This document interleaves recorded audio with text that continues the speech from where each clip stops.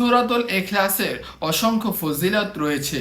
তার মধ্যে একটি ফজিলত হচ্ছে, যে ব্যক্তি 3বার সূরাতুল ইখলাস পাঠ করে আল্লাহ তাআলা তার আমলনামায় কুরআনুল কারীম এক খতম করা সওয়াব দান করেন।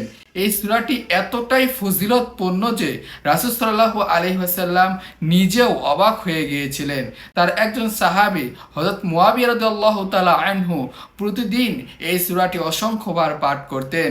যখন এই সাহাবী মৃত্যুবরণ করলেন, তার জানাজায় অসংখ্য অগণিত ফেরেশতা আসমান থেকে নেমে এসেছিলেন। বিশ্বনবী মুহাম্মদুর রাসূলুল্লাহ তো অবাক, কেন এত সাহাবী নেমে আসলেন? বিশ্বনবী সাল্লাল্লাহু আলাইহি ওয়াসাল্লাম জিব্রাইল আলাইহিস সালামকে জিজ্ঞাসা করলেন, হে জিব্রাইল, এত ফেরেশতা কেন?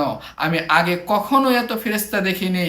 তখন জিব্রাইল আলাইহিস সালাম মহানবী সাল্লাল্লাহু আলাইহি ওয়াসাল্লামকে বললেন, হে আল্লাহর রাসূল, আপনার এই সাহাবী সূরাতুল ইখলাসের উপর অসংখ্যবার আমল করেছে, হয়তো মহান আল্লাহ রাব্বুল আলামিনের এই আমলটি পছন্দ হয়েছে, তাই অসংখ্য ফেরেশতা আসমান থেকে নেমে এসেছে এই সাহাবীর জানাজায় অংশগ্রহণ করতে।